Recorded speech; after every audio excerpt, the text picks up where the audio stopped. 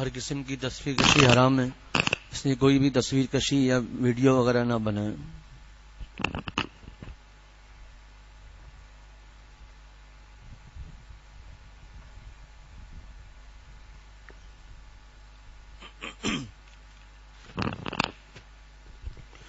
نحمده ونصلي على رسول الكريم، اما بعد فاعوذ بالله من الشيطان الرجيم، بسم الله الرحمن الرحيم، وَلْتَكُن مِّنكُمْ أُمَّةٌ يَدْعُونَ إِلَى الْخَيْرِ وَيَأْمُرُونَ بِالْمَعْرُوفِ وَيَنْهَوْنَ عَنِ الْمُنكَرِ وَأُولَئِكَ هُمُ الْمُفْلِحُونَ وَلَا تَكُونُوا كَالَّذِينَ تَفَرَّقُوا وَاخْتَلَفُوا مِن بَعْدِ مَا جَاءَهُمُ الْبَيِّنَاتُ وَأُولَئِكَ لَهُمْ عَذَابٌ عَظِيمٌ۔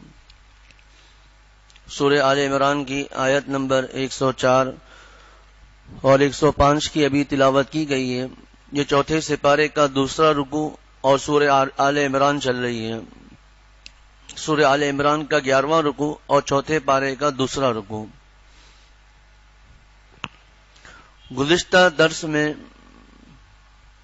یہ مضمون بیان ہوا تھا کہ مسلمانوں کو آپس میں اتحاد پیدا کرنے کے لیے اور افتراق اور تفرق سے بچنے کے لیے دو چیزوں کا حکم دیا گیا تھا۔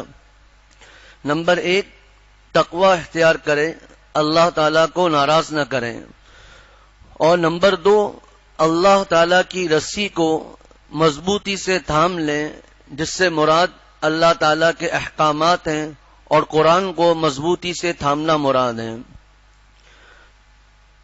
آج جو آیت تلاوت کی ہے، مفتی اعظم پاکستان حضرت مفتی شفیع صاحب رحمۃ اللہ علیہ فرماتے ہیں یہ گزشتہ آیت کا ہی تتمہ ہے، اسی کو پورا کرنے کا طریقہ بتایا گیا ہے کہ تقوی اختیار کرنا اور اللہ تعالی کی رسی کو مضبوطی سے تھامنے کا مطلب یہ ہے کہ خود تو عمل کرنا ہے، خود تو تقوی سے رہنا ہے، ساتھ ساتھ اپنے مسلمان بھائیوں کو بھی دین کے احکامات بتلاتے رہنا ہے، ساتھ ساتھ جو مسلمان ہیں ان کو بھی دین کے احکامات بتلانے ہیں، جس کی تفصیل اور تفسیر انشاءاللہ ترجمے کے بعد۔ اللہ تعالیٰ ارشاد فرماتے ہیں وَلْتَكُن مِّنكُمْ أُمَّةٌ يَدْعُونَ إِلَى الْخَيْرِ، اور تمہارے درمیان ایک ایسی جماعت کا ہونا ضروری ہے۔ وَلْتَكُن مِّنكُمْ أُمَّةٌ، تمہارے درمیان ایک ایسی جماعت ہونا ضروری ہے، یدعون الی الخیر، جس کے افراد بھلائی کی طرف بلائیں، ویأمرون بالمعروف، اور نیکی کی تلقین کریں، وینہون عن المنکر، اور برائی سے روکیں، وَأُولَئِكَ هُمُ الْمُفْلِحُونَ، اللہ تعالیٰ ارشاد فرماتے ہیں یہ امر بالمعروف اور نہی عن المنکر کرنے والے، دین کی طرف دعوت دینے والے، وَأُولَئِكَ هُمُ الْمُفْلِحُونَ، ایسے ہی لوگ ہیں جو فلاح پانے والے ہیں۔ وَأُولَئِكَ هُمُ الْمُفْلِحُونَ، اور ایسے ہی لوگ ہیں جو فلاح پانے والے ہیں۔ وَلَا تَكُونُوا كَالَّذِينَ تَفَرَّقُوا، اللہ تعالیٰ ارشاد فرماتے ہیں تم ان لوگوں کی طرح نہ ہو جانا جنہوں نے آپس میں پھوٹ ڈالی، وَاخْتَلَفُوا مِن بَعْدِ مَا جَاءَهُمُ الْبَيِّنَاتُ، اور آپس میں اختلاف کر لیا ان کے پاس واضح احکام پہنچنے کے بعد۔ وَأُولَئِكَ لَهُمْ عَذَابٌ عَظِيمٌ، اور ان لوگوں کے لیے سزائے عظیم ہوگی، یعنی بڑا عذاب ہوگا۔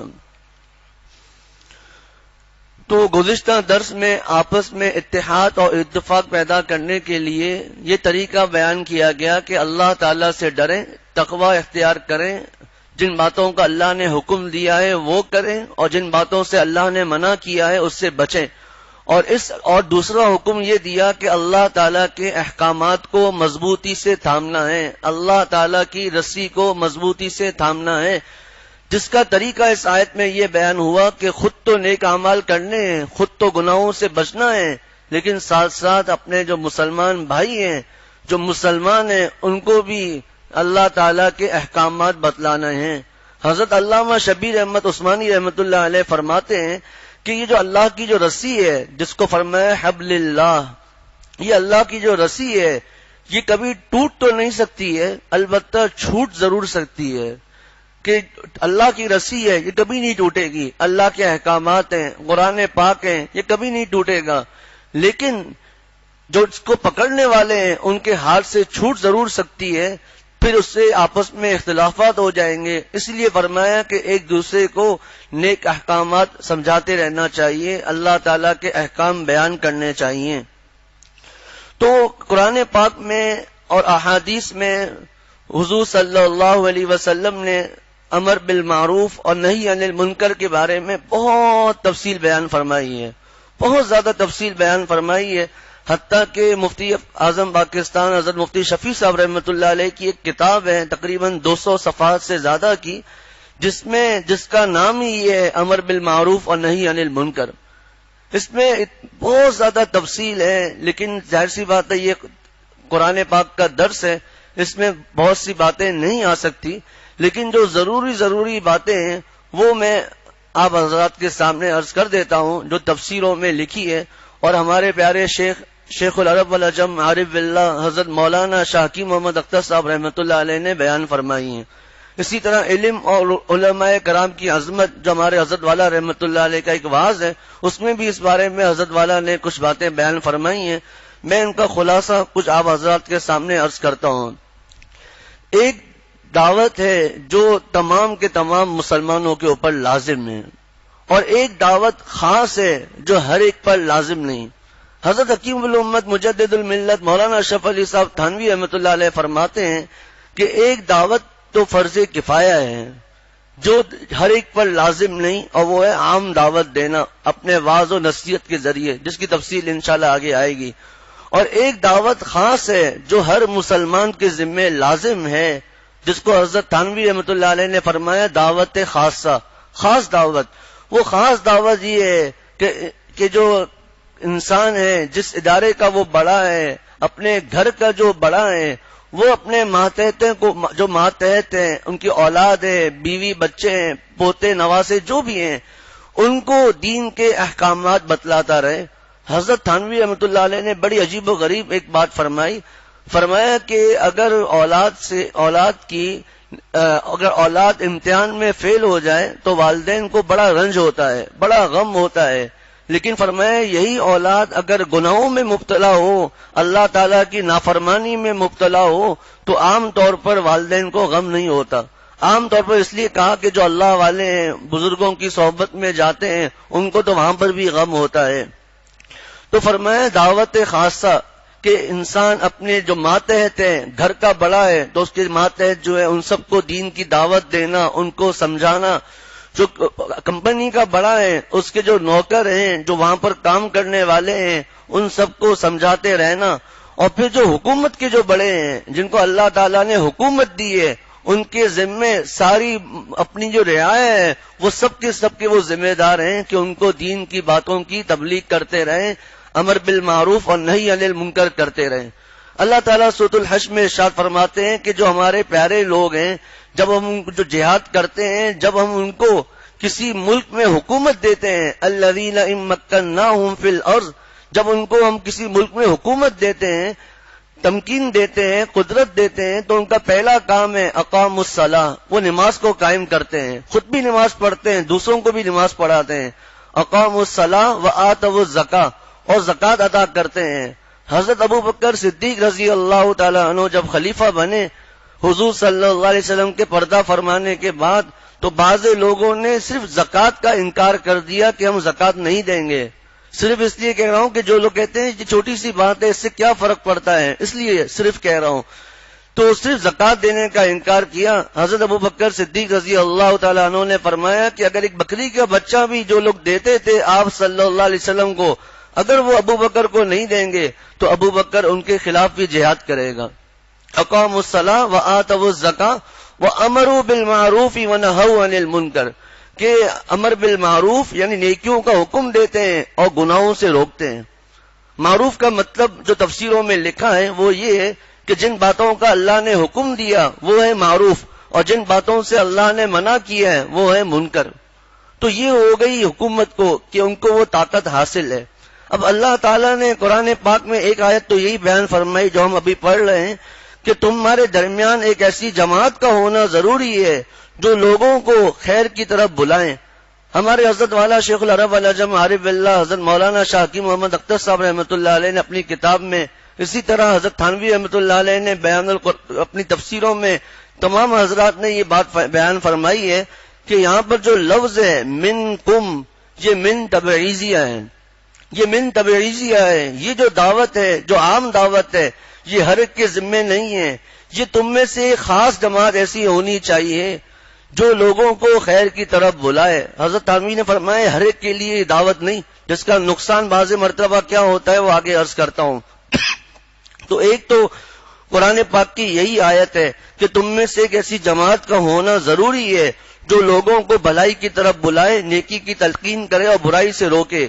ایک آیت جو قرآن پاک میں جب انشاءاللہ 2 درس کے بعد آئے گی، کنتم خیر امت، حضور صلی اللہ علیہ وسلم کی امت کو خطاب ہے، اے امت محمدیہ صلی اللہ علیہ وسلم، کنتم خیر امت، تم بہترین امت ہو، اخرجت للناس، جو لوگوں کے لیے نکالی گئی ہو، پیدا کی گئی ہو. اور کس وجہ سے بہتر ہو؟ تأمرون بالمعروف وتنہون عن المنکر، کہ تم نیکیوں کا حکم دیتے ہو اور برائیوں سے روکتے ہو. اس وجہ سے تم بہترین امت ہو. وتؤمنون باللہ، اور اللہ پر ایمان لاتے ہو. پھر اللہ تعالیٰ نے قرآن پاک میں جگہ جگہ اس مضمون کو بیان فرمایا ہے. منافقوں کی نشانی تو اللہ تعالیٰ نے یہ بیان فرمائی، المنافقون والمنافقات بعضهم من بعض. منافقوں کی نشانی کیا ہے؟ یأمرون بالمنکر، کہ وہ برائیوں کا حکم دیتی ہے، وینہون عن المعروف، اور نیکیوں سے روکتی ہے. اب ہم ذرا اندازہ کریں یہاں پر کہ یہ نشانی جو قرآن پاک نے بیان فرمائی ہے یہ منافقوں کے لیے ہے، اور اس سے مراد وہ منافق ہیں جو اعتقاد کے حساب سے منافق ہیں، جن کے بارے میں قرآن پاک میں آتا ہے ان المنافقین فی الدرک الاسفل من النار. لیکن آپ صلی اللہ علیہ وسلم نے بھی منافقوں کی نشانیاں بیان فرمائی ہیں اور فرمایا کہ جس کے اندر یہ علامتیں ہیں اس میں ساری علامتیں منافق کی ہیں، جس میں ایک ہے تو اس میں ایک علامت منافق کی ہے، لیکن اس کو کہتے ہیں منافق عملی. یہ گو کہ ہمیشہ ہمیشہ دوزخ میں نہیں جائے گا، لیکن اس میں منافق کی نشانی موجود ہے. اور وہ آپ صلی اللہ علیہ وسلم نے 3 نشانیاں فرمائی. ابھی وقت نہیں. جب بات کرے گا جھوٹ بولے گا، جب وعدہ کرے گا اس کی مخالفت کرے گا، جب اس کے پاس امانت رکھوائی جائے گی تو امانت میں خیانت کرے گا. یہاں پر جو نشانی بیان فرمائی اللہ تعالیٰ نے کہ وہ برائیوں کا حکم دیتے ہیں اور نیکیوں سے روکتے ہیں. ہم ذرا اپنے اندر غور کریں کہ ہمارے اندر یہ نشانی تو نہیں پائی جا رہی کہ ہم اپنے ماتحتوں کو یا اپنے دوستوں کو یا اپنی بیوی کو، یا بیوی ہے تو اپنے شوہر کو، جو بھی ہیں، کہ وہ نیکیوں سے روکتے ہیں اور گناہوں کا حکم دیتے ہیں، گناہ کی طرف بلاتے ہیں. آگے اللہ تعالیٰ نے فرمایا وَيَقْبِضُونَ أَيْدِيَهُمْ، یہ منافق اپنے ہاتھوں کو روک کر رکھتے ہیں، اللہ کے راستے میں خرچ نہیں کرتے. نسوا اللہ، یہ منافق اللہ کو بھول گئے. فَنَسِيَهُمْ، اللہ ان کو بھول گئے. آگے اللہ تعالیٰ ارشاد فرماتے ہیں وعد اللہ المنافقین والمنافقات، اللہ تعالیٰ نے منافق مردوں اور منافق عورتوں سے اور کفار سے جہنم کا وعدہ کیا ہوا ہے. خالدین فیہا، وہ اس میں ہمیشہ ہمیشہ رہیں گے، یہ ان کے لیے کافی ہو جائے گی. اور اللہ تعالیٰ نے ان پر لعنت فرماتے ہیں. اور آگے مسلمانوں کی جو نشانیاں موجود ہیں والمؤمنون والمؤمنات بعضهم اولیاء بعض یأمرون بالمعروف وینہون عن المنکر، کہ وہ نیکیوں کا حکم دیتے ہیں، گناہوں سے روکتے ہیں. ویقیمون الصلاۃ ویؤتون الزکاۃ، نماز قائم کرتے ہیں، زکوٰۃ ادا کرتے ہیں. ویطیعون اللہ ورسولہ، اللہ اور اس کے رسول کی اطاعت کرتے ہیں. اولئک سیرحمہم اللہ، یہی وہ لوگ ہیں جن پر ان قریب اللہ تعالی رحم فرمائیں گے. یہ مسلمان کی نشانی ہے ایک مسلمان کی کہ وہ اپنے ماتحتوں کو نیکیوں کا حکم کرتا رہے اور گناہوں سے روکتا رہے. تو قرآن پاک میں اللہ تعالیٰ نے ارشاد فرمایا تم بہترین امت ہو، اور اس بہترین امت ہونے کی وجہ یہ بیان فرمائی کہ تم لوگوں کو نیکیوں کا حکم دیتے ہو اور گناہوں سے روکتے ہو. اب اس بارے میں بے شمار احادیث ہیں، میں چند احادیث عرض کروں گا، لیکن ان میں سے جو پہلی حدیث ہے اس کی جو تشریح ہوگی وہ ہم غور سے سنیں گے، سمجھیں گے، تو پھر ہمیں اگلی احادیث سمجھ میں آئیں گی. حضور صلی اللہ علیہ وسلم فرماتے ہیں من رأى منکم منکرا فلیغیرہ بیدہ فإن لم یستطع فبلسانہ فإن لم یستطع فبقلبہ وذالک اضعف الایمان او کما قال علیہ الصلوۃ والسلام. فرمایا آپ صلی اللہ علیہ وسلم نے جو تم میں سے کسی منکر کو دیکھے، نافرمانی کو دیکھے، گناہوں کو دیکھے تو فلیغیرہ بیدی، نمبر 1 کہ سب سے پہلے وہ اس برائی کو اپنے ہاتھ سے روکے. تفصیل انشاءاللہ بعد میں. وہ اس برائی کو اپنے ہاتھ سے روکے. فإن لم يستطع، اگر وہ اس کی طاقت نہیں رکھتا، فبلسانی، تو اپنی زبان سے روکے. فإن لم يستطع، اگر وہ زبان سے بھی نہیں روک سکتا، فبقلبی، تو اس کو اپنے دل میں برا سمجھے. اور حضرت شیخ الاسلام مفتی تقی عثمانی صاحب دامت برکاتہم نے فرمایا کہ وہ اپنے دل سے اس کو بدلے، اس برائی کو اپنے دل سے بدلے. کیسے؟ وہ آگے عرض کرتا ہوں. وذالک، اور یہ کہ نہ ہاتھ سے روک سکتا ہے، نہ زبان سے روک سکتا ہے، اور دل میں اس کو برا سمجھ رہا ہے. آپ صلی اللہ علیہ وسلم نے فرمایا وذالک اضعف الایمان، یہ ایمان کا سب سے کمزور درجہ ہے. ذرا حدیث پر دوبارہ غور کریں کہ جو شخص برائی کو دیکھے، اپنے گناہ کی بات نہیں ہو رہی اس حدیث میں. اس حدیث میں بات ہو رہی ہے دوسرے کے گناہ کو. دوسرے کے گناہ کو دیکھ کر اس کو نمبر 1 ہاتھ سے روکے یعنی طاقت سے، نمبر 2 زبان سے روکے، نمبر 3 دل سے اس کو برا سمجھے. ایک بات دل میں آتی ہے کہ جب اور پھر جو دل سے اس کو برا سمجھتا ہے، حضور صلی اللہ علیہ وسلم نے فرمایا وہ ایمان کا سب سے کمزور درجہ ہے. اضعف الایمان، یہ اضعف کا ترجمہ ہے سب سے زیادہ کمزور. جس طرح اللہ اکبر کا ہم ترجمہ یہ نہیں کرتے اللہ بڑا ہے، اللہ سب سے بڑا ہے، اس کو کہتے ہیں اس میں تفضیل. تو دوسرے کی برائی کو دیکھ کر نہ ہاتھ سے روک سکتا ہے، نہ زبان سے روک سکتا ہے، دل سے اس کو برا سمجھ رہا ہے. اس کو آپ صلی اللہ علیہ وسلم نے سب سے ایمان کا کمزور ترین درجہ فرمایا. اب ذرا غور کریں، جو دوسروں کے گناہ میں یہ معاملہ ہے تو جو خود گناہ کرتا ہے اور اس کے بعد توبہ نہیں کرتا، اس کے ایمان کا کیا حال ہوگا؟ دوسروں کے گناہ کو دل سے برا سمجھ رہا ہے، روک نہیں پا رہا ہے، تو اس کو آپ صلی اللہ علیہ وسلم نے ایمان کا سب سے کمزور ترین درجہ فرمایا. تو اپنے گناہ پر جو توبہ نہیں کرتا اس کے ایمان کا کیا حال ہوگا؟ اللہ تعالی ہم سب کی حفاظت فرمائے، کیونکہ ہم معصوم تو ہو نہیں سکتے. گناہ تو ہوں گے لیکن گناہ پر قائم نہیں رہنا ہے، فوراً توبہ کرنی ہے اگر بشری تقاضوں سے گناہ ہو جائے. اب اس حدیث شریف میں جو آپ صلی اللہ علیہ وسلم نے فرمایا کہ اس کا مطلب کیا ہے، اس حدیث کا مطلب کیا ہے، حضرت والد صاحب دامت برکاتہم نے کئی دفعہ بات بیان فرمائی ہے، لیکن اس سے پہلے حضرت شیخ الاسلام حضرت مفتی تقی عثمانی صاحب دامت برکاتہم کی بات میں عرض کرتا ہوں.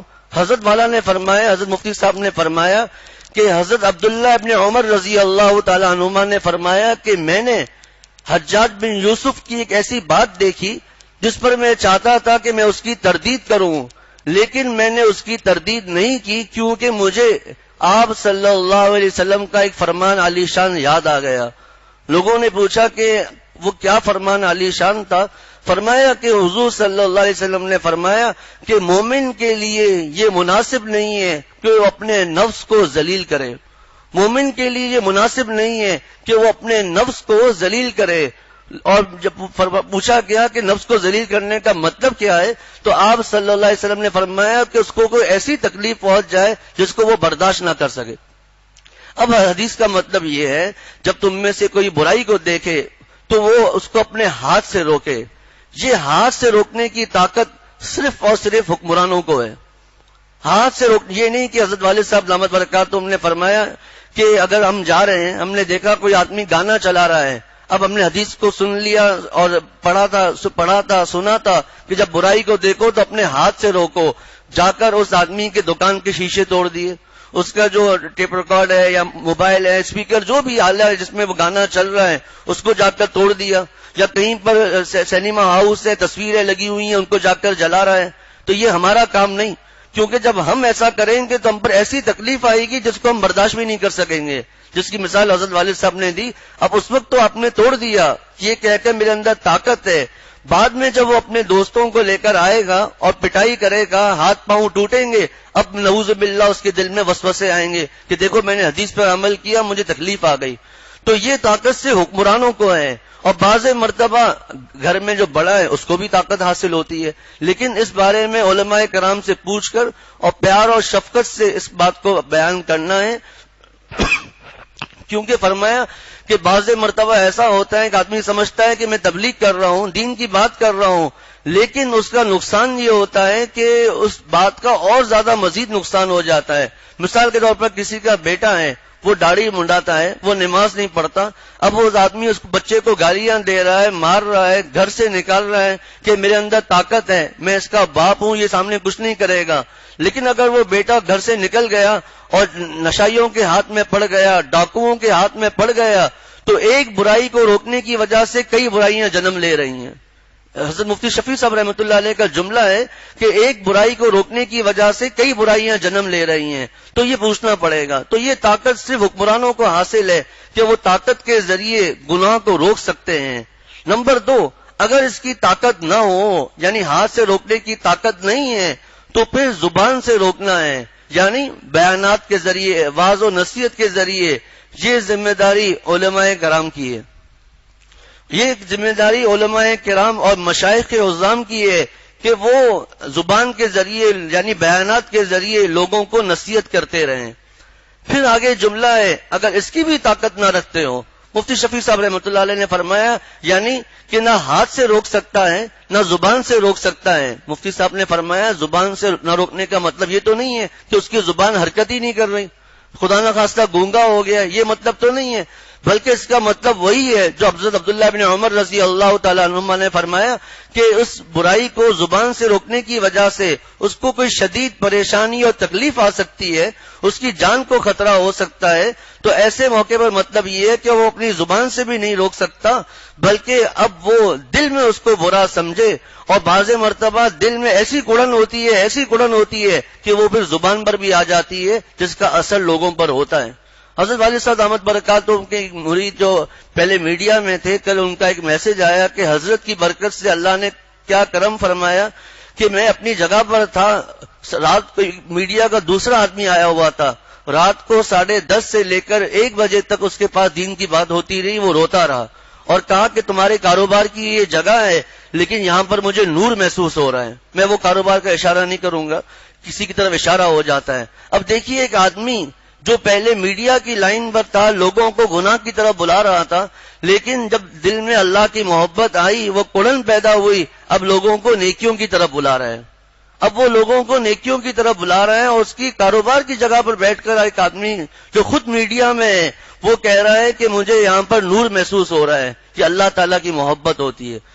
اب ایک آدمی ہے جو ہاتھ سے تو نہیں روک سکتا، زبان سے بھی بعض مرتبہ نہیں روک سکتا، ہے عالم، اس کو پتا ہے اگر میں ایسا کروں گا تو مجھ پر تکلیف آئے گی، میری جان کو خطرہ ہے، تو اس کے اوپر اب تبلیغ کرنا واجب نہیں۔ لیکن مفتی شفیع صاحب رحمۃ اللہ علیہ فرماتے ہیں اس کے باوجود اگر وہ عالم دین کی تبلیغ کرتا ہے، دین کے احکامات بیان کرتا ہے، تو گو کہ اس کے اوپر تبلیغ کرنا واجب نہیں، لیکن اس نے عظیمت پر عمل کیا ہے، جس کی مثال فرمایا کہ صحابہ میں، تابعین میں اور بزرگان دین میں موجود ہے، اور جس کی ایک مثال میں عرض کرتا ہوں، حضرت امام احمد بن حنبل رحمۃ اللہ علیہ۔ امام احمد بن حنبل رحمۃ اللہ علیہ کہ جب حضرت پر حاکم وقت نے ایک مسئلے میں ان سے اختلاف کیا اور ان کے ساتھ معتزلی عالم اس حاکم کے ساتھ ہو گئے، لیکن امام احمد بن حنبل رحمۃ اللہ علیہ اپنے موقف پر ڈٹے رہے، گو کہ اس وقت ان کے اوپر فرض اور واجب نہیں تھا، لیکن وہ امت کو پھسلنے سے بچانے کے لیے اپنے موقف پر ڈٹے رہے، اور حضرت امام احمد بن حنبل رحمۃ اللہ علیہ کو بادشاہ نے جلادوں کے ذریعے 80 کوڑے لگوائے، اور کتابوں میں لکھا ہے کہ وہ ایک کوڑا اتنا بھاری تھا کہ اگر ہاتھی کو بھی لگتا تو ہاتھی بھی چیخیں مار کر وہاں سے بھاگ جاتا، ایسے سخت وہ کوڑے تھے۔ اور امام ابو حنیفہ رحمۃ اللہ علیہ کو 110 کوڑے مارے گئے۔ حضرت امام احمد بن حنبل رحمۃ اللہ علیہ کے جو 80 کوڑے مارے گئے، تو کتابوں میں لکھا ہے کہ اس وقت رمضان کا مہینہ تھا، حضرت روزے کی حالت میں تھے، اور یہی دن چل رہے تھے ستمبر کے۔ ان گرمی کے موسم میں 80 کوڑے کھائے، نڈال ہو گئے، لوگوں نے پانی کا فرمایا میں پانی نہیں پیوں گا، گوشت تک حضرت امام احمد رحمۃ اللہ علیہ کا نکل گیا تھا، ظاہر اتنی تکلیف تھی۔ پھر اللہ تعالیٰ نے انعام کیا دیا کہ اللہ تعالیٰ نے جب ان کا انتقال ہوا تو حضرت والا رحمۃ اللہ علیہ نے فرمایا کہ حضرت نے لکھا، اور تاریخ کی کتابوں میں لکھا ہے کہ 20,000 یہودی، عیسائی اور ہندو ان کے جنازے کو دیکھ کر مسلمان ہوئے۔ 20,000 لوگ ان کے صرف جنازے کو دیکھ کر مسلمان ہوئے. کتنا بڑا اللہ تعالیٰ نے ان کو. اور بھی بہت سے مسائل تھے، حتیٰ کہ لکھا ہے کہ امت کو جو بڑے بڑے فتنے آئے ان میں سے ایک فتنہ تھا حضرت ابوبکر صدیق رضی اللہ تعالیٰ عنہ کے زمانے میں، جب لوگ مرتد ہو رہے تھے تو اس فتنہ ارتداد کے خلاف حضرت ابوبکر صدیق رضی اللہ تعالیٰ عنہ جم گئے. اور یہ جو فتنہ تھا جو بادشاہ وقت نے اٹھایا تھا، اور وہ بادشاہ سے ایک ملک کا نہیں ہوتا تھا، اس زمانے میں پوری اسلامی مملکت کا ایک ہی بادشاہ تھا. پورے اسلامی مملکت کا ایک بادشاہ کے آگے اکیلے امام احمد بن حنبل رحمۃ اللہ علیہ ڈٹے رہے. اور کتاب لکھا ہے کہ حضرت کو اتنی بھاری، حضرت کی عمر اس وقت 57 سال تھی، 60 میں 57 شاید بنتے ہیں، 60 کم 3، اس بوڑھے تھے. اور حضرت کو بھاری بھاری بیڑیاں پہنائی گئی اور کہا کہ چلیے اب جانور پر آ کر سوار ہوئیے. حضرت جیسے ہی سوار، کوئی مدد کرنے کے لیے تیار نہیں، جیسے ہی سوار ہونے کی کوشش کرتے گرنے لگتے، پھر سنبھالتے، پھر جیسے سواری پر سوار ہونے لگتے تو گرنے لگتے. لیکن امام احمد بن حنبل رحمۃ اللہ علیہ اپنے موقف پر ڈٹے رہے. اب یہ جو معاملہ تھا کہ ان کی جان کو خطرہ تھا، لیکن حضرت دیکھ رہے تھے کہ اگر میں اس سے پیچھے ہٹ گیا تو امت پر ایک بڑا فتنہ آئے گا جو پتہ نہیں پھر کب جا کر ختم ہوگا. امام احمد بن حنبل رحمۃ اللہ علیہ جمے رہے. تو تبلیغ کی جو بات چل رہی تھی کہ تبلیغ کے جو درجات ہیں، یہ 3 درجات ہمارے سامنے آ گئے. جب کوئی برائی کو دیکھے تو اس کو ہاتھ سے بدلنا یہ حاکم وقت کا کام ہے، اس کو زبان سے بدلنا یہ ایک عالم کا کام ہے واعظ و نصیحت کے ذریعے، اور اس کو دل میں برا سمجھنا یہ عوام کا کام ہے. اب جو 2 احادیث، یہ حدیث سمجھنے کے بعد ہمیں سمجھ میں آئے گی. حضور صلی اللہ علیہ وسلم فرماتے ہیں کہ حضرت جریر بن عبداللہ رضی اللہ تعالیٰ عنہ نے بیان کیا کہ میں نے رسول اللہ صلی اللہ علیہ وسلم سے سنا ہے. اب حدیث کا ایک ایک لفظ ہمیں غور کرنا چاہیے کہ جس قوم میں کوئی ایک شخص گناہ کرتا ہو، ہمارے یہاں کیا ہے، Valentine Day, New Year Day, اور ان موقع کے اوپر ایک آدمی نہیں، جماعت در جماعت پورے ملک میں گناہ کر رہی ہے. اب دیکھیے ہمارے کیا حالات ہوں گے. اللہ تعالی ہم سب کی حفاظت فرمائے کہ جس قوم میں کوئی ایک شخص گناہ کرتا ہو جسے روکنے پر قدرت رکھتے ہوئے وہ لوگ نہ روکیں، جسے روکنے پر قدرت رکھتے ہوئے وہ لوگ نہ روکیں تو مرنے سے پہلے ان لوگوں پر عذاب آئے گا. اب وہ عذاب کی کیا صورت ہوگی ہمیں کچھ نہیں پتا. بعض مرتبہ حکمرانوں کی صورت میں عذاب آتا ہے، بعض مرتبہ قحط کی صورت میں عذاب آتا ہے، اور بعض مرتبہ نئی نئی بیماریوں کی صورت میں وہ عذاب آتے ہیں. اللہ اب جب والدین ہیں جو اپنے اولاد کو نہیں روکتے قدرت کے باوجود اور پیسے دیتے ہیں، جاؤ ان دنوں میں 14 اگست کی جو رات ہوتی ہے 13 اگست کو جاؤ تم گناہ کی جگہ پر، وہ لوگ اس میں شامل ہیں کہ اپنی اولاد کو وہ روکتے نہیں ہیں. تو جس پر طاقت ہو، اور طاقت کا مطلب میں نے عرض کر دیا، جس قوم میں کوئی ایک شخص گناہ کرتا ہو جسے روکنے پر قدرت رکھتے ہوئے وہ لوگ نہ روکیں تو مرنے سے پہلے ان لوگوں پر عذاب آئے گا. یہ ابو داؤد شریف کی حدیث ہے. دوسری حدیث، رسول اللہ صلی اللہ علیہ وسلم نے ارشاد فرمایا کہ اللہ تعالیٰ نے حضرت جبریل کو حکم دیا کہ فلاں فلاں بستی کا تختہ اس کے رہنے والوں کے ساتھ الٹ دو. حضرت جبریل علیہ السلام نے عرض کیا ہے پروردگار، ان میں آپ کا فلاں بندہ بھی ہے جس نے پلک جھپکنے کے بقدر بھی آپ کی نافرمانی نہیں کی، متقی اللہ والا ہے، کیا اسے بھی عذاب میں شریک کر لیا جائے؟ یہ جملہ حدیث کا نہیں تشریح کا ہے. کیا اسے بھی عذاب میں شریک کر لیا جائے؟ اللہ تعالیٰ کا ارشاد ہوا اس بستی کو اس شخص پر اور باقی رہنے والوں پر الٹ دو، کیونکہ اس کے چہرے پر میرے احکام کے بارے میں کبھی کسی وقت شکن بھی نہیں پڑی. وہی بات کہ خود تو تقوی اختیار کر رہا ہے لیکن لوگوں کو سمجھا نہیں رہا ہے، لوگوں کو تبلیغ نہیں کر رہا. اب ایک آدمی ہے جو مسلسل احکامات بتا رہا ہے پھر بھی وہ اس پر عذاب آ جاتا ہے تو وہ عذاب وہ نہیں ہے اللہ تعالیٰ کا، بس اس کی موت کا وقت آ چکا تھا. اب یہاں پر بھی وہی بات، طاقت کا مطلب کیا ہے جو طاقت کے باوجود نہیں روکتے. حضرت حذیفہ رضی اللہ تعالیٰ عنہ سے روایت ہے کہ نبی اکرم صلی اللہ علیہ وسلم نے ارشاد فرمایا کہ قسم اس ذات کی جس کے قبضے میں میری جان ہے، تم ضرور بالضرور امر بالمعروف اور نہی عن المنکر کرو، ورنہ قریب ہے کہ اللہ اوپر اپنے پاس سے عذاب بھیج دے گا، پھر تم اس سے دعا کرو گے تو وہ دعا قبول نہیں فرمائے گا. اللہ اوپر اپنے پاس سے عذاب بھیج دے گا، پھر تم اس سے دعا کرو گے تو دعا قبول نہیں فرمائے گا۔ اب حضرت مفتی عاشق الہی صاحب رحمۃ اللہ علیہ کا ایک انداز بڑا عجیب و غریب ماشاءاللہ ہے کہ وہ تفسیر کے ساتھ ساتھ نصیحتیں بھی فرماتے ہیں۔ حضرت کے انتقال کو میرے خیال سے 20 برس گزر چکے ہیں جی۔ 1422 ہجری میں حضرت کے بیٹے مولانا عبداللہ برنی صاحب دامت برکاتہم نے میں نے ان سے پوچھا تو بتلایا ابا کا انتقال 1422 ہجری میں ہوا، یعنی آج سے 18 بلکہ 19 برس پہلے حضرت لکھ رہے ہیں کہ بہت سے لوگوں کو مختلف طرح کے عہدے اور مناصب حاصل ہیں، وہ اپنے ماتحتوں کو نہ فرائض اور واجبات کا حکم کرتے ہیں نہ گناہ چھوڑنے کا حکم دیتے ہیں۔ چھوٹے بڑے عہدوں پر فائز ہونے والے خود بھی بڑے بڑے گناہ میں مبتلا ہوتے ہیں اور فرضوں کے تارک ہوتے ہیں، یعنی چھوڑتے ہیں، فرائض کو چھوڑ دیتے ہیں۔ نہ صرف یہ کہ اپنے ماتحتوں کو امر بالمعروف اور نہی عن المنکر نہیں کرتے، بلکہ اپنا اقتدار جمانے کے لیے ماتحتوں کو گناہ کرنے کا حکم دیتے ہیں اور اپنے کاموں میں ان کی نمازیں تک برباد کر دیتے ہیں۔ اب حضرت والد صاحب سے یہ سنا کہ ہمارے اس اسلامی ملک میں کتنے کمپنیاں ایسی ہیں جہاں رمضان میں لنچ بریک ہوتا ہے۔ اب یہ جو کرتا ہے وہ پورا گناہگار، اس پر پورا گناہ ہے۔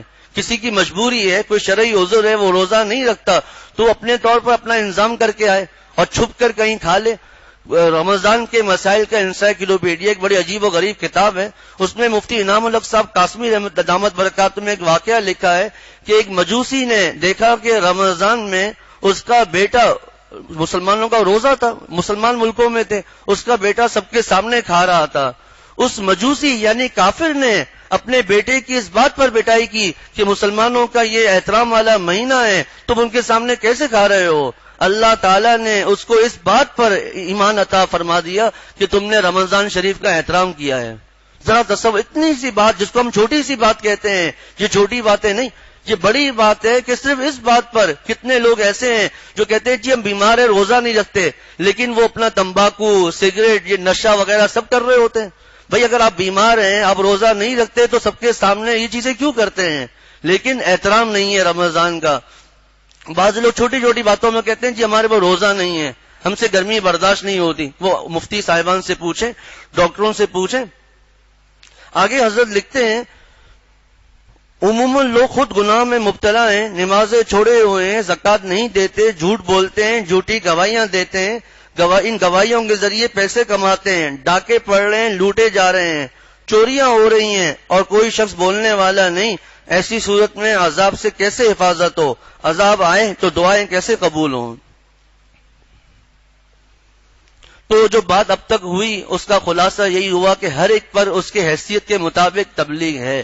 اب حضرت تھانوی رحمۃ اللہ علیہ فرماتے ہیں کہ ہر شخص پر عام لوگوں کو نصیحت کرنا جائز نہیں۔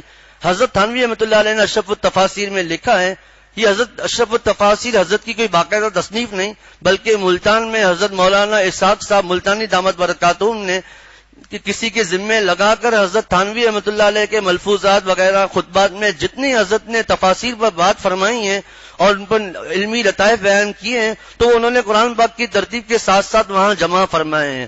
حضرت تھانوی فرماتے ہیں کہ ایک شخص نے مجھے بتلایا کہ ایک آدمی نے ایک حافظ کو جو مسجد میں باتیں کر رہا تھا، اب کتنا بڑا گناہ ہے مسجد میں باتیں کرنا، اس کو کہا کہ چونکہ تم حافظ ہو اور تمہیں اپنے حفظ پر بڑا گھمنڈ ہے اس لیے تم مسجد میں باتیں کر رہے ہو۔ وہ شخص اس آدمی کی بات سن کر 2 دن تک مسجد میں نہیں آیا۔ حضرت تھانوی رحمۃ اللہ علیہ فرماتے ہیں یہ جو حافظ صاحب 2 دن تک مسجد میں نہیں آئے، اپنا گناہ تو اپنے ذمے ہے، لیکن جس شخص نے یہ جملہ کہا تھا کہ تم مسجد میں باتیں کر رہے ہو، تمہیں اپنے اوپر بڑا گھمنڈ ہے، اس آدمی پر بھی اس کا گناہ ہوگا، کیونکہ اس کے ذمے کوئی تبلیغ نہیں تھی، تو وہ عالم نہیں ہے۔ حضرت تھانوی نے خود اپنا واقعہ لکھا جو ہمارے حضرت والا نے بیان فرمایا، اب تفصیل کا موقع نہیں، کہ حضرت نے ایک آدمی سے کہا کہ ٹخنے سے شلوار اوپر کرو، تو اس آدمی نے کہا کہ مولانا کہاں لکھا ہے؟ حضرت نے فرمایا شریعت میں لکھا ہے۔ اس شخص نے شریعت کو گالی دے دی۔ حضرت تھانوی رحمۃ اللہ علیہ فرماتے ہیں، ہمارے حضرت والا کا واعظ ہے کہ فرمایا حضرت تھانوی رحمۃ اللہ علیہ نے کہ میں مرتے دم تک اس بات پر استغفار کروں گا، اللہ سے توبہ کروں گا کہ پہلے یہ آدمی صرف گناہگار تھا، لیکن میرے غلط کہنے کی وجہ سے نہ وہ جانتا بھی نہیں کہ اتنے بڑے بزرگ ہیں، ان کو کوئی پتا بھی نہیں، میرے کہنے کی وجہ سے وہ فاسق سے اب کافر ہو گیا کہ اس نے شریعت کو گالی دے دی۔ ہمارے حضرت والا نے فرمایا کہ قل الحق ولو کان مرن، حدیث شریف ہے حق بات کہو اگرچہ کڑوی ہو، لیکن فرمایا کہ قرآن و حدیث کی روشنی میں حضرت والا نے فرمایا اس کو شوگر کوٹڈ کر کے بیان کرو تاکہ لوگوں کو مزہ آئے دین کی بات سننے میں. بات دین کی ہوگی لیکن ان کو آسانی ہوگی، محبت سے پیش آؤ. فرمایا جو چڑیا ہو اس کی زبان میں اس کو بولو. فرمایا کوئی شاعر آئے آپ کے پاس اس کو اشعار سنائیں، اس کو راغب کریں. پھر حضرت نے فرمایا کوئی ڈاکٹر آیا ہے تو اس سے پہلے فرمایا گو کہ ہمیں ڈاکٹروں کی تحقیق کی ضرورت نہیں، لیکن اس کو مانوس کرنے کے لیے ہم یہ بتا دیں کہ دیکھو سائنس یہ کہتی ہے کہ مسواک کرنے سے یہ فائدہ ہوتا ہے. گو کہ ہمیں ضرورت نہیں، ہمارے لیے آپ صلی اللہ علیہ وسلم کے فرمان عالی شان بہت ہے، لیکن وہ پھر مانوس ہو جائے گا. اور اسی طرح ڈھکنے سے شلوار اوپر رکھو، اس کا یہ دنیاوی لحاظ سے فائدہ ہے. جب یہ بات آئے گا وہ سمجھے گا کہ ہاں ان کو بھی بڑا پتہ ہے. اب اس کی زبان میں اس سے بولو، پھر اس کو دین کی طرف راغب کرو. پھر حضرت والا نے عجیب و غریب بات فرمائی، 4 صفحوں کی بات ہے، میں نے سے 3 باتیں اس میں سے عرض کی ہیں. فرمایا حضرت والا نے، یہ شاید چھپا ہوا نہیں ہے، طیب بھائی نے مجھے والد صاحب کی کچھ باتیں لکھی ہوئی وہ دی ہیں، شاید چھپا ہوا نہیں. فرمایا مولانا قاسم نانوتوی رحمۃ اللہ علیہ کا ایک دوست تھا، حضرت کی 10 سال سے اس سے دوستی تھی، لیکن وہ ایک غیر شرعی لباس پہنتا تھا اور داڑھی باندھتا تھا، یعنی شاید داڑھی اندر کرتا تھا یا اس کو جو گرا لگا کر اندر کر دیتے ہیں تاکہ کم داڑھی نظر آئے. حضرت مولانا قاسم نانوتوی رحمۃ اللہ نے ایک دفعہ فرمایا کہ ہم دونوں دوست ہیں، ہم دونوں کو ایک جیسا لگنا چاہیے، تو ایسا کرتے ہیں یا تو آپ میرے لباس میں آ جائے یا میں آپ کے لباس میں آ جاتا ہوں. اتنے بڑے آدمی حضرت مولانا قاسم نانوتوی رحمۃ اللہ علیہ، جن کی اردو کتابیں بھی بڑی مشکل ہیں اس کو سمجھنا، اتنے بڑے عالم تھے.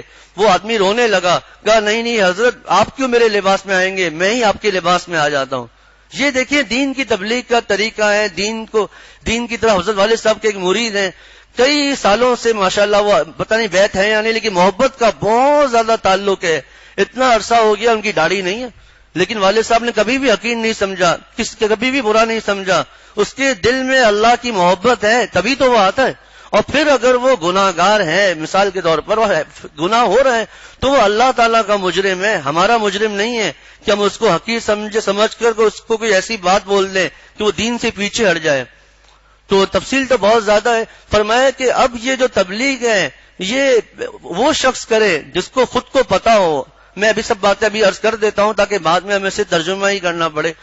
اب جو تبلیغ ہے پہلے صرف وہ شخص کرے جس کو پتا ہو یہ معروف ہے یہ منکر ہے.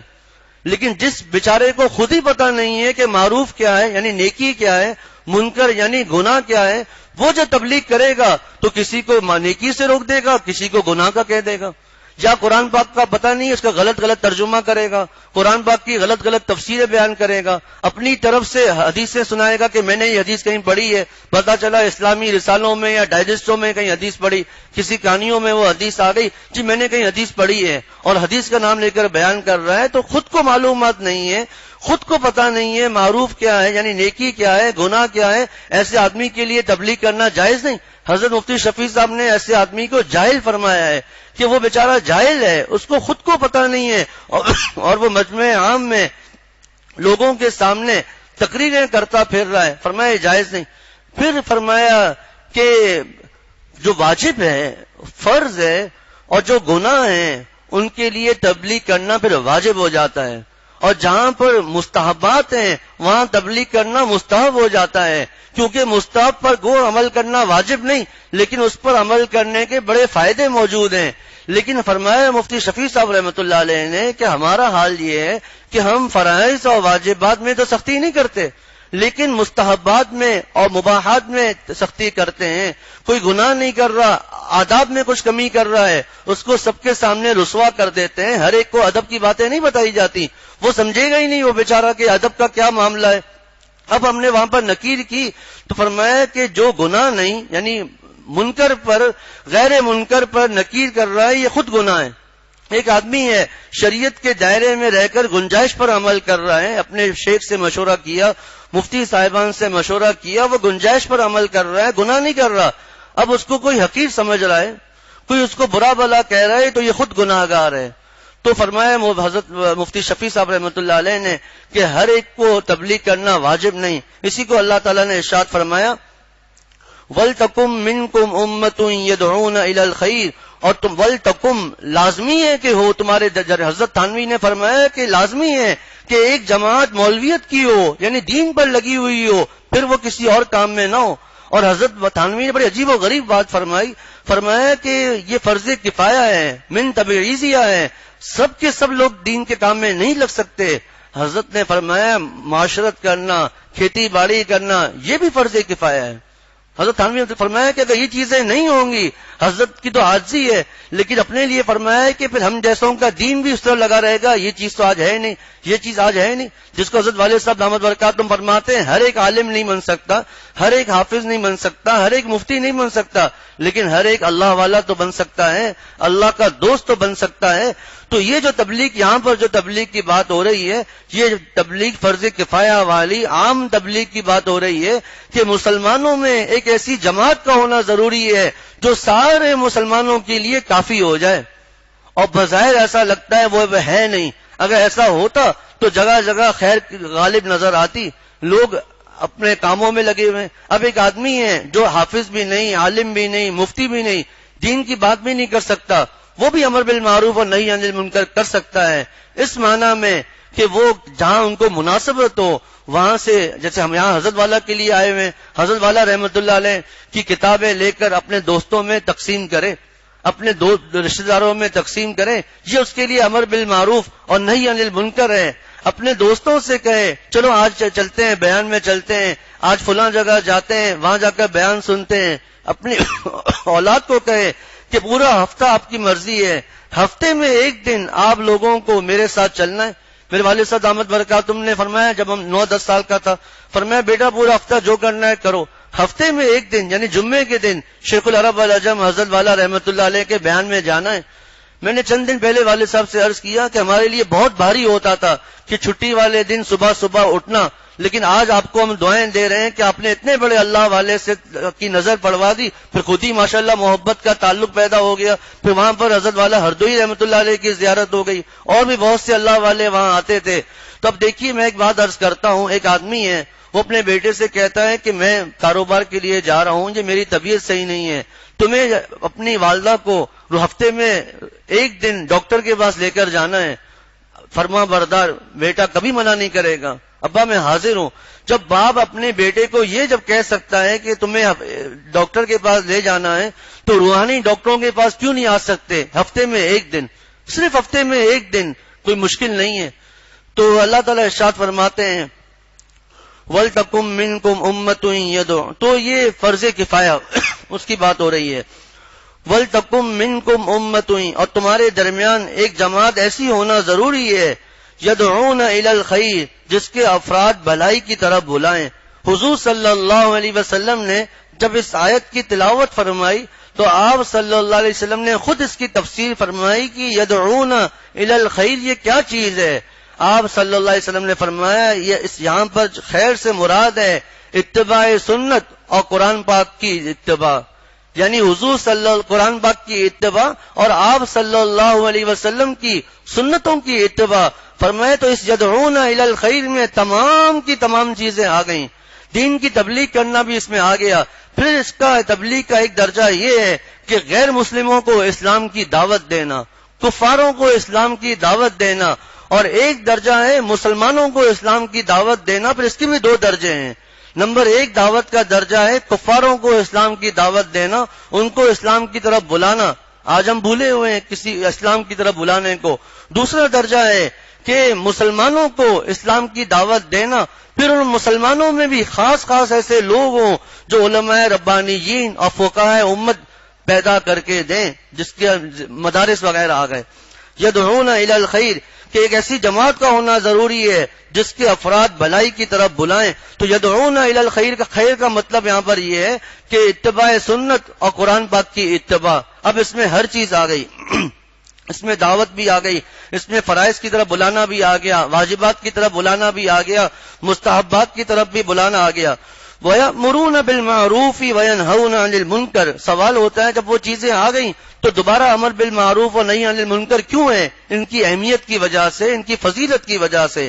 حضرت مفتی شفیع صاحب رحمۃ اللہ علیہ فرماتے ہیں، یہاں ایک بات تھوڑی سی ہم سمجھ لیں کہ ہم لوگ سمجھتے ہیں دین کی بات کرنا یہ امر بالمعروف ہے، نماز کی طرف بلانا، گناہوں سے روکنا، یہ نہی عن المنکر ہے. لیکن حضرت نے فرمایا کہ اس کو تو ہم تھوڑا سمجھ لیں، کیا ابھی جیسے نماز کا وقت نہیں، ابھی ظہر کی نماز پڑھ چکے ہیں، اب امر بالمعروف نہیں ہے، اب یدعون الی الخیر ہے. امر بالمعروف صرف اسی وقت ہوگا جب رمضان کا مہینہ ہے تو جو روزہ نہیں رکھ رہا اس کو کہنا کہ تم روزہ رکھو، جو زکوٰۃ نہیں دے رہا اس کو کہنا تم زکوٰۃ دو، جو نماز نہیں پڑھ رہا، جو نماز کا وقت ہے اس کو کہنا تم نماز پڑھو.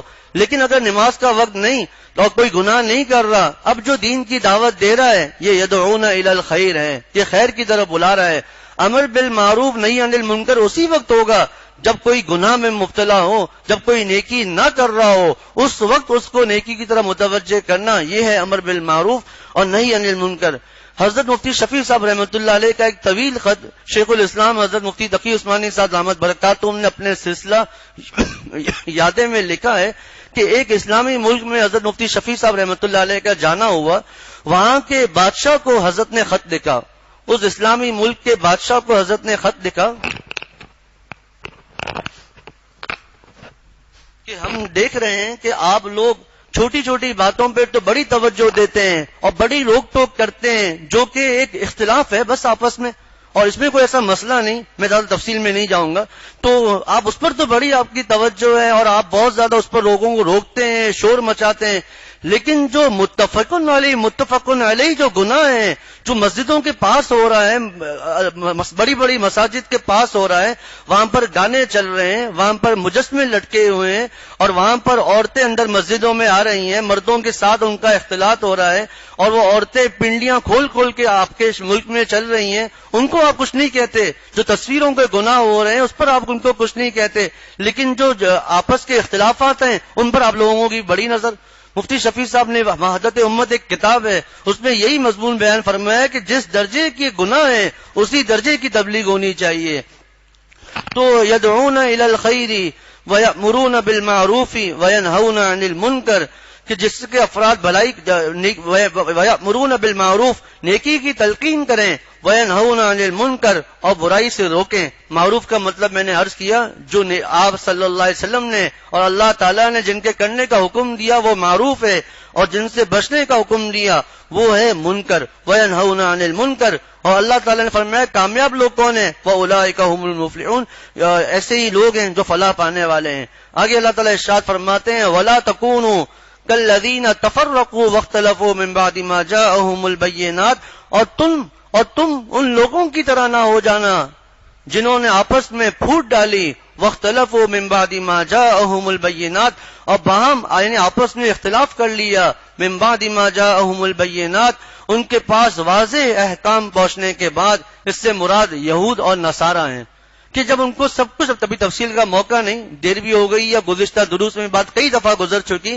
ان کو سب پتا تھا کہ ہمارے دین میں اصل حکم کیا ہے، حضور صلی اللہ علیہ وسلم ایمان لانے کا حکم ہے. لیکن اس کے باوجود وہ لوگ، خاص کر یہودی، وہ لوگ 72 فرقوں میں بٹ گئے. آپ صلی اللہ علیہ وسلم نے فرمایا میری امت 73 فرقوں میں بڑھ جائے گی، ایک ان میں سے نجات پائے گی، باقی سب کے سب گمراہ ہوں گے. حضرت مفتی عاشق الہی صاحب رحمۃ اللہ علیہ فرماتے ہیں بعض لوگ وہ ہیں جو اپنے آپ کو مسلمان کہتے ہیں لیکن آپ صلی اللہ علیہ وسلم کی احادیث کا انکار کرتے ہیں. بعض لوگ اپنے آپ کو مسلمان کہتے ہیں لیکن وہ آپ صلی اللہ علیہ وسلم کو آخری نبی نہیں مانتے، جیسے قادیانی ہو گئے. مفتی عاشق الہی صاحب فرماتے ہیں کہ آپ نے کبھی سنا کہ قادیانیوں نے یہودیوں میں یا نصارہ میں یا ہندوؤں میں یا سکھوں میں کبھی تبلیغ کی ہو؟ کبھی نہیں آپ لوگوں نے سنا ہوگا کہ کسی قادیانی نے جا کر یہودی کو تبلیغ کی ہو، نصارہ کا کی ہو، سکھوں کو کی ہو، دہری وہ سے مسلمانوں کے ہی پیچھے پڑتے ہیں. یہ لوگ ابھی موقع نہیں. اسی طرح بعض لوگ نعوذ باللہ کہتے ہیں، قرآن پاک میں نعوذ باللہ تحریف ہے، نعوذ باللہ من ذالک، نعوذ باللہ. حضرت عائشہ رضی اللہ تعالی عنہا پر تہمت، قرآن پاک کا اللہ کا کلام نہیں مانتے، تحریف ہے.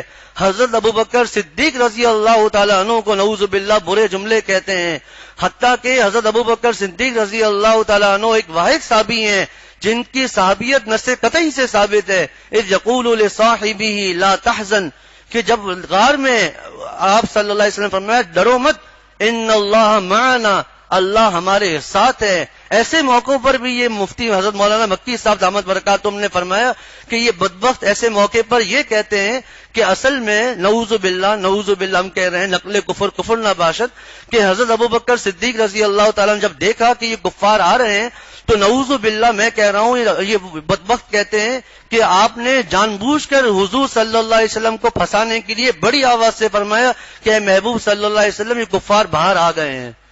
اللہ تعالیٰ معاف فرمائے. لیکن اللہ جب حضور کے قرآن پاک کے صاف الفاظ ہیں ان اللہ معنا، یہ نہیں فرمایا اللہ تعالیٰ نے کہ ان اللہ معی کہ اللہ میرے ساتھ ہے، حضور صلی اللہ علیہ وسلم نہیں، ان اللہ معنا اللہ ہمارے ساتھ ہے. اور لصاحبی ہی اپنے ساتھی سے کہا جب قرآن خود حضرت ابوبکر صدیق رضی اللہ تعالیٰ عنہ کو آپ صلی اللہ علیہ وسلم کا ساتھی کہہ رہا ہے، دوست کہہ رہا ہے، تو ہم کون ہیں ان کے بارے میں کچھ کہنے والے. پھر قرآن پاک میں آتا ہے لقد رضی اللہ عن المؤمنین اذ یبایعونک، اللہ راضی ہو گیا ان مومنین سے جو آپ سے درخت کے نیچے بیعت کر رہے تھے. اس بیعت میں حضرت ابوبکر صدیق رضی اللہ تعالیٰ عنہ شامل تھے، حضرت عمر رضی اللہ تعالیٰ عنہ شامل تھے، اور حضرت عثمان رضی اللہ تعالیٰ عنہ کے لیے تو بیعت ہی ان کے لیے ہو رہی تھی موت پر. تو اور دوسرے صحابہ جن کو یہ لوگ نعوذ باللہ برائیاں کرتے ہیں، کافر کہتے ہیں، تو اللہ تعالیٰ تو فرما رہے ہیں کہ اللہ راضی ہو گیا. تو خدا نہ خواستہ اگر ان کے دلوں میں خیانت تھی تو کیا خیانت والے دلوں سے اللہ تعالیٰ نعوذ باللہ راضی ہوں گے؟ یہ نعوذ باللہ بار بار اس لیے کہہ رہا ہوں تاکہ کوئی پریشان نہ ہو کہ ان لوگوں کی باتیں جو اس طرح کی باتیں کہتے ہیں. تو یہ لوگ اپنے آپ کو اسلام کا کہہ کر لیکن اسلام کے خلاف باتیں کر رہے ہیں. تو مسلمانوں تم یہود اور نصارہ کی طرح مت ہو جانا کہ جن کے پاس واضح دلائل آنے کے بعد انہوں نے اس میں اختلاف کیا. اب آگے بہت طویل موضوع ہے جس کے لیے مفتی شفیع صاحب نے پوری ایک کتاب وحدت امت لکھی ہے، لیکن میں مختصراً 5-7 منٹ میں ایک بات بس عرض کر کے ختم کرتا ہوں. فرمایا یہ جو اللہ تعالیٰ نے فرمایا کہ آپس میں اختلاف مت کرو، اس سے مراد وہ احکامات ہیں دین کے جن کو اصول دین کہتے ہیں جو بالکل واضح ہیں، ان میں آپس میں اختلاف مت کرو. جیسے جو میں نے عرض کیا کہ نعوذ باللہ آپ صلی اللہ علیہ وسلم کو آخری نبی نہیں مانتے، یہ کہنا کہ اس وقت کی شراب اور ہے آج کی شراب اور ہے، اس وقت کا سود اور تھا آج کل کا سود اور ہے، یہ بالکل واضح احکامات آ گئے. اب اس میں کوئی اختلاف کرے تو اس سے آدمی اس کو نصیحتیں کرے گا، کتابیں لکھی گئیں، بزرگان دین ان سے باتیں ہوئی. لیکن فرمایا کہ وہ اختلافات جو مسائل میں صحابہ رضوان اللہ علیہم اجمعین کے درمیان ہوئے اور صحابہ کے آپس میں اختلاف کی وجہ سے ائمہ میں اختلاف ہوئے، وہ اختلاف تو رحمت ہے. حضرت امام ابو حنیفہ رحمۃ اللہ علیہ، امام شافعی رحمۃ اللہ علیہ، مفتی شفیع صاحب نے لکھا کہ امام شافعی رحمۃ اللہ علیہ یہ فرماتے ہیں جب کوئی آدمی امام کے پیچھے نماز پڑھے تو اس کے لیے سورہ فاتحہ پڑھنا فرض ہے، اگر وہ نہیں پڑھے گا اس کی نماز نہیں ہوگی. امام ابو حنیفہ رحمۃ اللہ علیہ فرماتے ہیں کہ فاتحہ پڑھنا ناجائز ہے. دیکھیے اتنا بڑا اختلاف، لیکن کبھی بھی کسی شافعی امام نے یہ نہیں کہا کہ حنفیوں کی نماز نہیں ہوئی وہ گناہگار ہو رہے ہیں. کبھی کسی حنفی نے یہ نہیں کہا کہ شافعی جو ہے وہ نماز میں گناہ کر رہے ہیں. حتیٰ کہ ایک مرتبہ ایک شافعی اور حنفی امام کا آپس میں عالم کے کوئی مناظرہ ہوا. فجر کی اذان جب ہوئی تو شافعی حنفی ہو گیا، حنفی شافعی ہو گیا. سب کے سب طریقے حق ہیں. حضرت علامہ انور شاہ کشمیری رحمۃ اللہ علیہ اپنے آخری وقت میں بڑا غمگین بیٹھے ہوئے تھے. مفتی شفیع صاحب رحمۃ اللہ علیہ وہاں پہنچے، کہا حضرت آپ بڑے غمگین نظر آ رہے ہیں. علامہ انور شاہ کشمیری رحمۃ اللہ علیہ نے فرمایا ان کی عاجزی تھی، لیکن ہم لوگوں کو سمجھانے کے لیے فرمایا میں نے پوری زندگی ضائع کر دی میں نے پوری زندگی ضائع کر دی. مفتی شفیع صاحب نے فرمایا حضرت اگر آپ کی زندگی ضائع ہے تو پھر ہمارا کیا حال ہوگا؟ کہا کہ مفتی شفیع پوری زندگی اس پر لگا دی کہ حنفیوں کے یہ دلائل، شافیوں کے یہ دلائل، لیکن حضرت نے زندگی ضائع نہیں کی. حضرت نے صرف مسائل بیان کیے. فرمایا اب جو بات اصل آ رہی ہے وہ بتانا ہے. فرمایا کہ ارے اس باتوں کا سوال تو آخرت میں بھی نہیں ہوگا کہ کون صحیح ہے کون غلط ہے. اور فرمایا میں تو یہ کہتا ہوں کہ اللہ تعالیٰ آخرت میں بھی ظاہر نہیں فرمائیں گے کون سا امام حق پر تھا کون سا امام حق پر نہیں تھا. فرمایا کہ ان چیزوں پر پھر مناظر کرنا، آپس میں جھگڑنا، لڑائیاں کرنا، فرمایا یہ چیز شریعت میں منع ہے. اختلاف کی حد تک ہو تو بہت بہتر ہے، اختلاف تو رحمت ہے، لیکن اسی اختلاف میں جھگڑنا شروع کر دیا جائے تو یہی اختلاف پہ زحمت ہے. فرمایا جیسے جو حنفی ہیں ان کا عقیدہ یہ ہونا چاہیے کہ ہمارا کتابوں میں لکھا ہے کہ ہمارا مسلک صحیح ہے انشاءاللہ، لیکن اس میں غلطی کا احتمال ہے، اور دوسروں کا مسلک غلط ہے لیکن اس میں صحیح ہونے کا احتمال ہے۔ یہ سمجھنا کہ ہمارا ہی مسلک صحیح ہے۔ پھر ہمارے حضرت والا رحمۃ اللہ نے اس پر بڑی عجیب و غریب بات فرمائی کہ پھر حضرت مفتی شفیع صاحب نے یہ بات بھی فرمائی کہ اللہ تعالیٰ نے یہ جو باتیں کی، اب میں حضرت والا اور مفتی شفیع صاحب رحمۃ اللہ علیہ کی بات ساتھ عرض کروں گا کہ فرمایا جو باتیں ہوئی یہ اصل اللہ تعالیٰ کو یہ دیکھنا ہے کہ کون ہمارے احکامات پر عمل کرتا ہے، کون عمل نہیں کرتا۔ ایک آدمی رفع یدین نہیں کرتا، اس نے ترک رفع یدین کر کے اللہ کے حکم پر عمل کیا۔ ایک شافعی ہے جو رفع یدین کرتا ہے تو اس نے رفع یدین کر کے اللہ تعالیٰ کے حکم پر عمل کیا۔ اگر یہ نعوذ باللہ جھگڑے کے معاملات ہوتے تو ہم کیوں جب حرمین شریفین میں جاتے ہیں حج و عمرے کے لیے تو وہاں پر ان کے پیچھے کیوں نماز پڑھتے ہیں؟ نماز ہو جاتی ہے اماموں کے پیچھے۔ یہ اختلافات اس کو کہتے ہیں فروعی اختلاف کہتے ہیں۔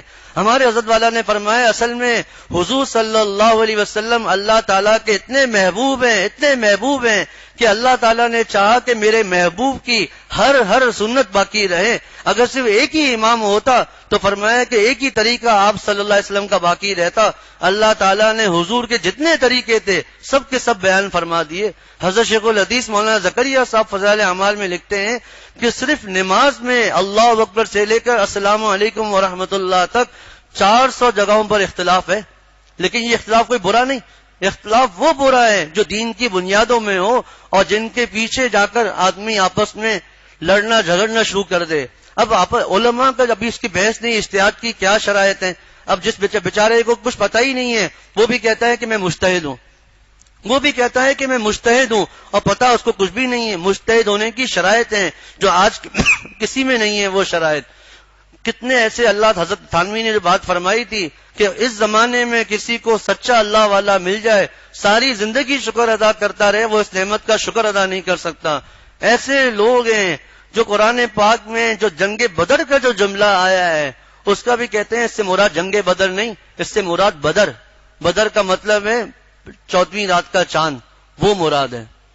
اب آپ اندازہ کیجئے، بالکل صاف بات ہے، قرآن کی آیات سے صاف پتہ چل رہا ہے کہ بدر سے مراد جنگ بدر کا واقعہ بیان ہوا ہے، لیکن اپنے آپ کو کسی سے سیکھا نہیں، خود ہی اپنے آپ کو سب کچھ سمجھنے والے کہتے ہیں اسے بدر سے مراد کامل چاند ہے 14ویں رات کا۔ اب جو بات چل رہی ہے کہ علماء کا آپس میں اختلاف، اس پہ لڑنا جھگڑنا نہیں۔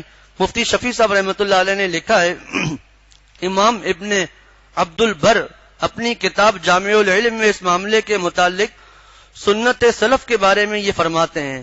یحییٰ بن سعید فرماتے ہیں کہ ہمیشہ اہل فتویٰ دیتے رہے ہیں، ایک شخص غیر منصوص احکام، غیر منصوص کا نص جس پر نص جاری ہوئی، صاف بتائی یہ حکم میں، ٹھیک ہے۔ بعض احکامات ایسے ہیں جن میں کوئی نص نہیں ہے، موجودہ زمانے کے کچھ مسائل ہو گئے، اب اس میں علماء کا اختلاف ہو گیا۔ اس کے بارے میں فرماتے ہیں ایک شخص غیر منصوص احکام میں ایک چیز کو اپنے اجتہاد سے حلال قرار دیتا ہے اور دوسرا حرام کہتا ہے۔ ایک ہی مسئلہ ہے، ایک مفتی کہتا ہے حلال ہے، ایک کہتا ہے حرام ہے۔ فرمایا ہمارے دور میں مگر نہ حرام کہنے والا یہ سمجھتا ہے کہ جس نے حلال ہونے کا فتویٰ دیا ہے وہ ہلاک اور گمراہ ہو گیا، اور نہ حلال کہنے والا یہ سمجھتا ہے کہ حرام کا فتویٰ دینے والا ہلاک اور گمراہ ہو گیا۔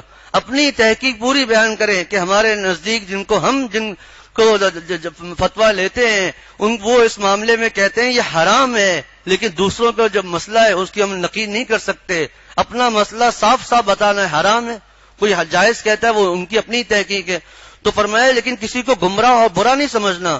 حضرت قاسم بن محمد، یہ غالباً حضرت ابوبکر صدیق رضی اللہ تعالیٰ عنہ کے پوتے تھے، اور فقہائے سبعہ 7 مشہور فقہاء مدینہ شریف کے، ان میں سے ایک تھے حضرت ابوبکر صدیق رضی اللہ تعالیٰ عنہ کے پوتے۔ حضرت قاسم بن محمد رحمۃ اللہ علیہ سے ایک مختلف فی مسئلہ، یعنی جس مسئلے میں علماء کا اختلاف ہو جائے، اب اس سے عام آدمی نہیں، ایک آدمی کے میں نے بھی اختلاف کیا ہے، وہ اس کی ایسی ایسی شکل بھی تیری ہونی چاہیے کہ تو اختلاف کر سکے۔ آتا واتا کچھ نہیں ہے، میرا علماء سے اختلاف ہے، یہ لوگ مراد نہیں ہے یہاں پر۔ تو فرمایا کہ مختلف فی مسئلے کے متعلق دریافت کیا تو انہوں نے فرمایا کہ ان دونوں رائے میں آپ جس پر عمل کر لیں کافی ہے، کیونکہ دونوں طرف صحابہ کی ایک جماعت موجود ہے۔ تو اجتہاد کی شرائط یہ نہیں کہ آتا واتا کچھ نہیں، جی میں مجتہد ہوں، میں علماء سے اختلاف کرتا ہوں اور میری مرضی میں حلال کہوں یا حرام کہوں، ایسا نہیں ہے۔ قرآن اور حدیث کا اس کو علم ہو، سنت کا اس کو علم ہو، عربی زبان میں اس کو مہارت ہو، تو اللہ تعالیٰ ارشاد فرماتے ہیں ان لوگوں کی طرح مت ہو جانا۔ اب یہ جو آپس میں علماء کے جو اختلاف ہیں، یہ فرقہ واریت نہیں ہے، فرقہ واریت سے وہ اختلاف مراد ہیں، وہ فرقہ اختلاف منع ہے جو قرآن اور حدیث کے صاف صاف احکامات ہوں، اس میں جو اختلاف کر رہا ہے اس میں یہ معاملہ ہے۔ وَاخْتَلَفُوا مِن بَعْدِ مَا جَاءَهُمُ الْبَيِّنَاتُ وَأُولَٰئِكَ لَهُمْ عَذَابٌ عَظِيمٌ۔ اور ان لوگوں کے لیے، ایسے لوگوں کے لیے اللہ تعالیٰ ارشاد فرماتے ہیں بڑا عذاب ہے۔ اللہ تعالیٰ ہم سب کو عمل کرنے کی توفیق عطا فرمائے۔ وآخر دعوانا الحمدللہ رب العالمین۔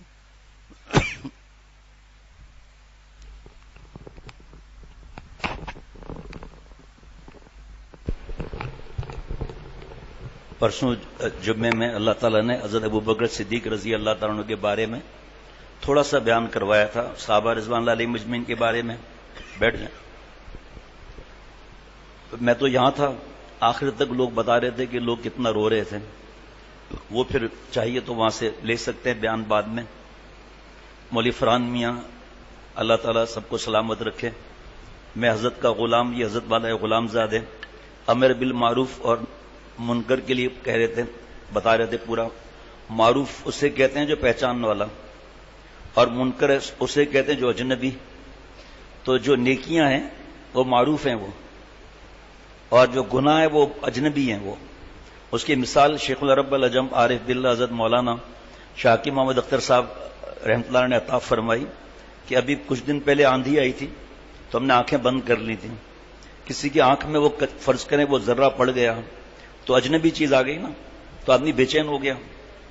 خدا نہ خواستہ جسم کے اندر کوئی پس پڑ جائے تو اجنبی چیز ہو گئی، چیرا لگانا پڑے گا۔